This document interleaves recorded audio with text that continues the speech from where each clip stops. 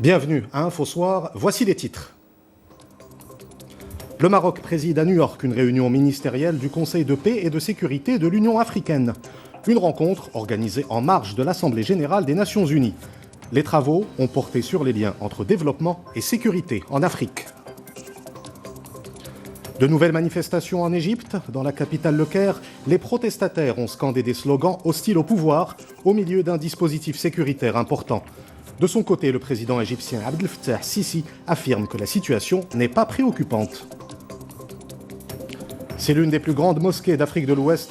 Des dizaines de milliers de fidèles se sont retrouvés à Dakar pour accomplir la prière du vendredi dans un lieu de culte inauguré aujourd'hui et construit par la confrérie Mouride, un édifice religieux dont la surface couverte s'étend sur plus de 10 000 mètres carrés. À la fin de ce journal, vous découvrirez les œuvres de Majid Akhtari, des photographies alliant contemporanéité et hommage à un art ancestral, le théâtre. L'exposition est accueillie par la galerie d'art L'Atelier 21 à Casablanca. Madame, Monsieur, bonsoir. L'Assemblée générale des Nations unies se poursuit à New York. Les 193 États membres de l'ONU débattent des questions qui préoccupent la communauté internationale, le développement, l'environnement et la paix mondiale. Et en marge de cette assemblée, le Maroc a présidé une réunion ministérielle du Conseil de paix et de sécurité de l'Union africaine. Les travaux ont porté sur les liens entre développement et sécurité en Afrique, une approche globale défendue par le Maroc dans le cadre de sa politique africaine. Reportage à New York de nos envoyés spéciaux Hind Ben Abdenbi et Khalid Nejdi. C'est la première réunion du Conseil de paix et de sécurité de l'Union africaine présidée par le Maroc, un conclave qui a eu lieu en marge de l'Assemblée générale des Nations unies dans les locaux de la mission de l'UA. À l'ordre du jour, l'interdépendance qui existe entre paix et sécurité et développement. Le Maroc, sous le leadership de Sa Majesté le Roi, a placé cette présidence dans le cadre de l'agenda africain pour la paix et le développement. Il était donc indispensable que cette réunion traite des liens entre stabilité politique et sécuritaire et développement économique et humain.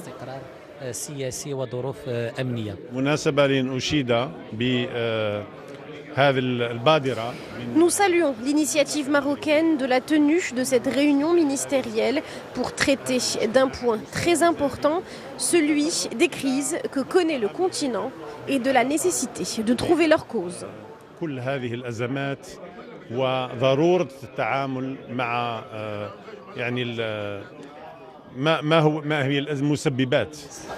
Une Afrique dont la fragilité économique est liée à l'insécurité qui règne dans certaines régions. Les conflits coûtent 2,5 points de PIB chaque année à l'Afrique et le Royaume s'est engagé fermement dans la lutte contre l'instabilité à travers la promotion du développement économique et humain. Le Royaume du Maroc est un pays qui compte au sein de l'Union africaine. Nous sommes contents que le Royaume du Maroc est très actif sur le continent africain, que ce soit sur le côté paix et sécurité, chercher une solution pacifique au conflit sur notre continent. Nous avons soutenu le retour du Maroc au sein de la famille africaine. Et là, on pousse pour que le Maroc devienne, comme vous le savez, membre de la CEDEAO et faire en sorte que les engagements pris par le Maroc soient des engagements africains forts. Le Maroc a toujours été un pays qui parle pour l'Afrique, mais qui prend également des mesures concrètes pour la mise en place d'une solidarité et d'une fraternité africaine. Une solidarité qui vise à relever le principal défi du continent, celui de la paix, à travers la mobilisation des ressources et des énergies africaines. Toujours en marge de l'Assemblée générale de l'ONU, le ministre des Affaires étrangères et de la coopération internationale s'est entretenu avec ses homologues de plusieurs pays. Nasser Bourreta a eu des discussions avec les ministres des Affaires étrangères du Sultanat d'Oman, d'Argentine, d'Indonésie et de Jamaïque. Ces entretiens ont porté sur les moyens de renforcer les relations bilatérales et sur l'élargissement des domaines de coopération. Le ministère des Affaires étrangères et de la coopération internationale a également organisé une réception en faveur des ministres africains des Affaires étrangères présents à New York pour l'Assemblée générale de l'ONU. L'occasion de débattre des thématiques chères au continent africain. Les pays africains qui suivent de près la situation en Égypte, de nouvelles manifestations ont eu lieu dans la capitale égyptienne. Les protestataires ont scandé des slogans hostiles au pouvoir au milieu d'un dispositif sécuritaire important. De son côté, le président égyptien Abdel Fattah Sisi affirme que la situation n'est pas préoccupante et appelle les Égyptiens à être prudents face aux tentatives de déstabilisation du pays. Amina Ben Khalq. Des manifestations à faible ampleur contre le président dans plusieurs villes. En revanche, au centre du Caire, les rues sont désertes depuis ce matin car la police a bloqué toutes les rues menant à l'emblématique place Tahrir. Interrogé sur ces rassemblements à son arrivée en territoire égyptien en provenance de New York, Abdel Fattah Sisi se veut rassurant. C'est une fausse image du pays faite de mensonges et de calomnies et véhiculée par certains médias. Nous sommes forts, ce pays est fort grâce au peuple égyptien. Il n'y a aucune raison de s'inquiéter. Les premières protestations ont éclaté le 20 septembre. Depuis, 2000 personnes ont été arrêtées.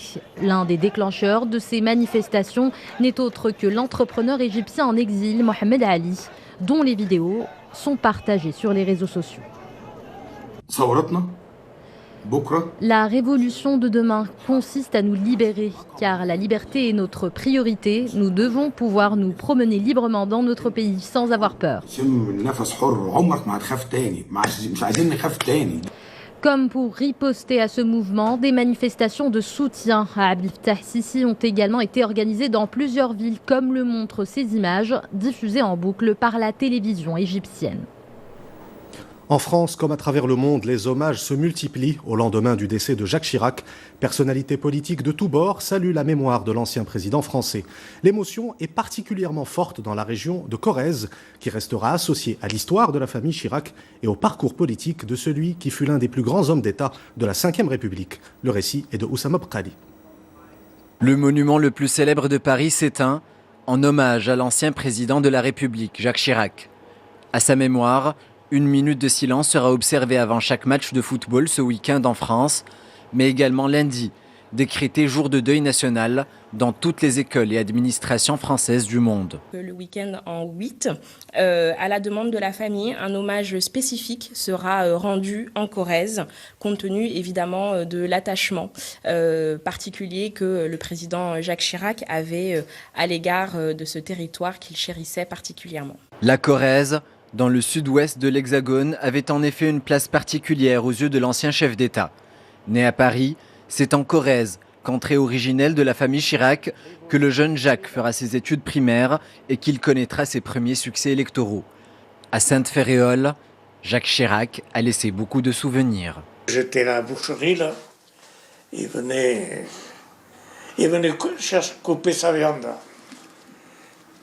Et un jour, je me rappelle, parce qu'il aimait la bonne viande, quoi.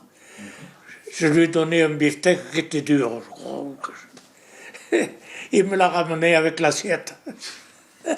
Une cérémonie solennelle est prévue ce lundi à midi à l'église Saint-Sulpice. Célébrée par l'archevêque de Paris, elle verra la participation d'Emmanuel Macron et de plusieurs chefs d'État étrangers. Les obsèques de Jacques Chirac auront lieu le même jour dans un cadre strictement privé. Il sera inhumé au cimetière du Montparnasse où repose sa fille Laurence, décédée il y a 3 ans. Et suite au décès de l'ancien président français Jacques Chirac, l'ambassade de France à Rabat annonce avoir mis à disposition un registre électronique de condoléances sur son site internet. Le registre accueillera les messages de condoléances jusqu'à mardi soir. Direction à présent le Sénégal, où l'une des plus grandes mosquées d'Afrique de l'Ouest a été inaugurée aujourd'hui à Dakar. Des dizaines de milliers de fidèles y ont accompli la prière du vendredi. Le président sénégalais Macky Sall était présent à l'inauguration de ce lieu de culte construit par la confrérie mouride. Rizlan Taibi. Avec ses 5 imposants minarets, dont le plus haut culmine à plus de 75 mètres, et sa superficie couverte de 10 000 mètres carrés, cette mosquée est l'une des plus grandes de l'Afrique de l'Ouest. Inaugurée par le président sénégalais Macky Sall et par le calife général de la confrérie mouride, Muntaka Mbaké, c'est grâce à la générosité des disciples de cette confrérie que cet édifice a vu le jour. Une enveloppe budgétaire de 30 millions d'euros a été mobilisée pour sa réalisation. L'État a aussi contribué à ce projet avec 11 millions d'euros. Je suis venu aujourd'hui pour visiter parce qu'à partir de demain, si tu viens, tu ne peux pas rentrer dedans. Il y a beaucoup de monde. Donc c'est tout un symbolisme qui tourne autour de cette mosquée, qui n'est pas tout simplement fait pour une confrérie bien déterminée, mais c'est fait d'abord pour tout le pays. Donc sur l'aspect culturel, donc tout le monde rentre. Le projet a d'autres composantes comme l'Institut islamique de recherche avec une dimension internationale. Il comprend également des salles de confrérie, des amphithéâtres, une grande salle de 3500 places et une bibliothèque.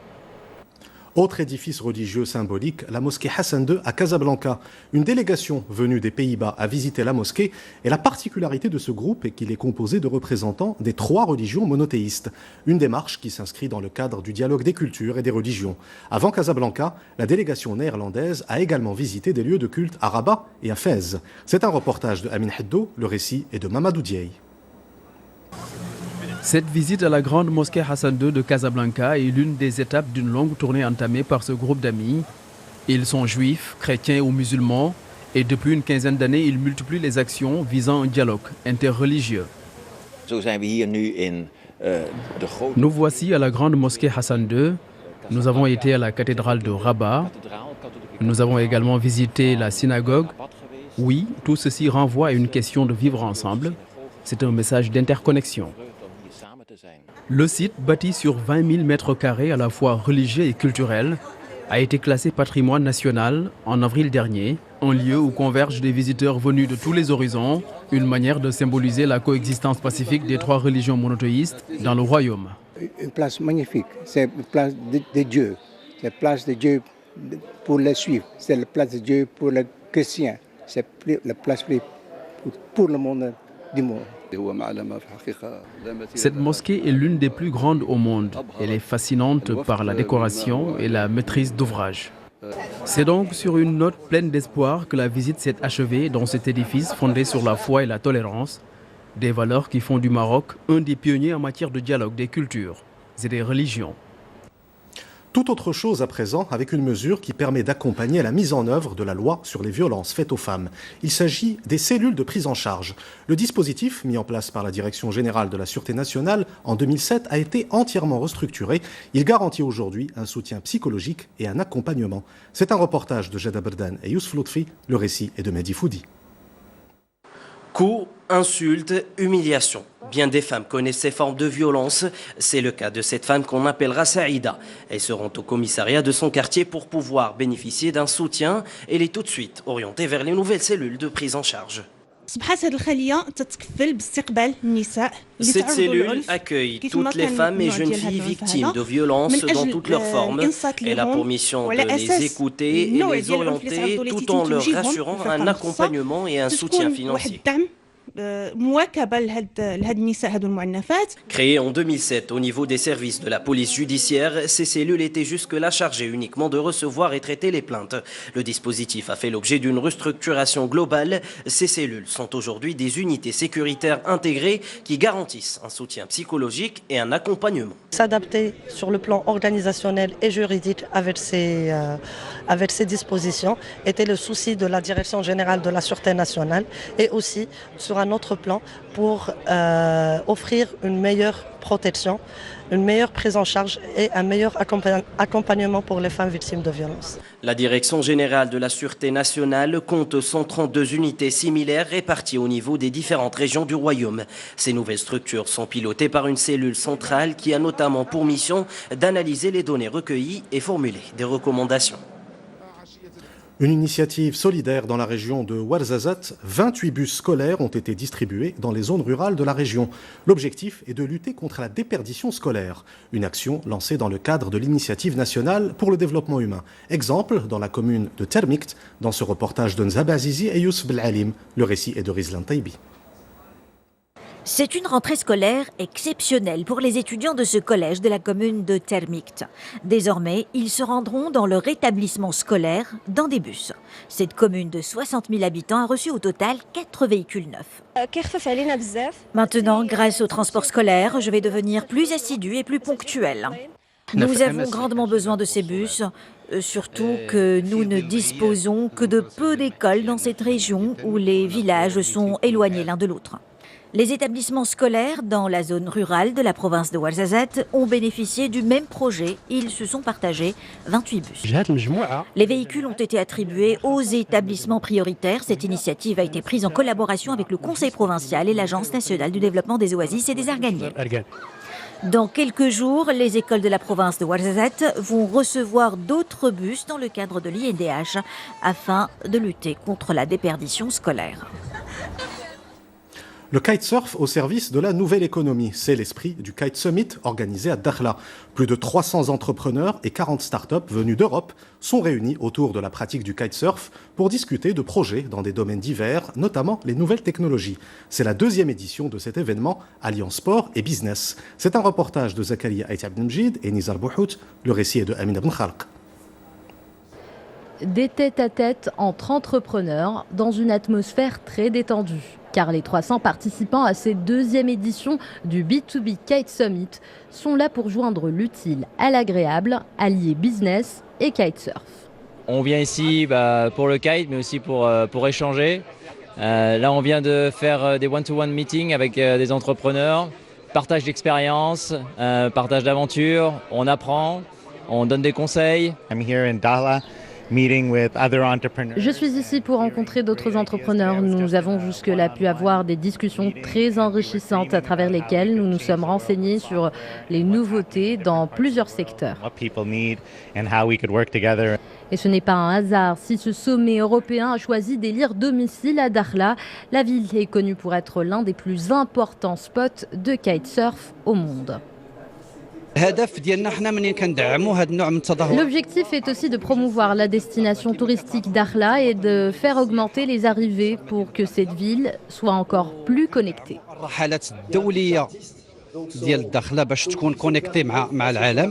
À Dakhla au Maroc, vous avez 300 entrepreneurs qui viennent de toute la France, de toute l'Europe.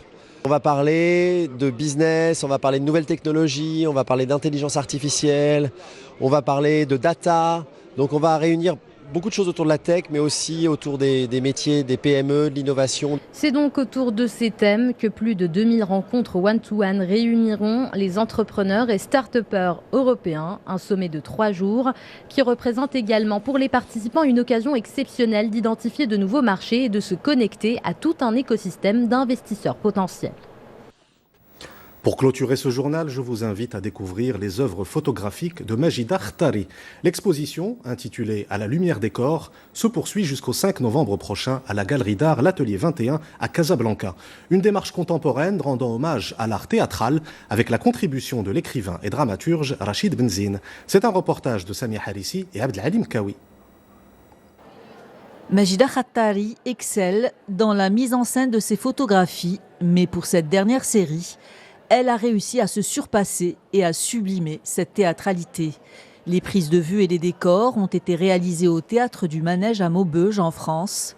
Des images somptueusement tragiques. C'est une réflexion sur des corps qui résistent dans les ruines, qui résistent pendant les guerres, qui résistent avec beauté.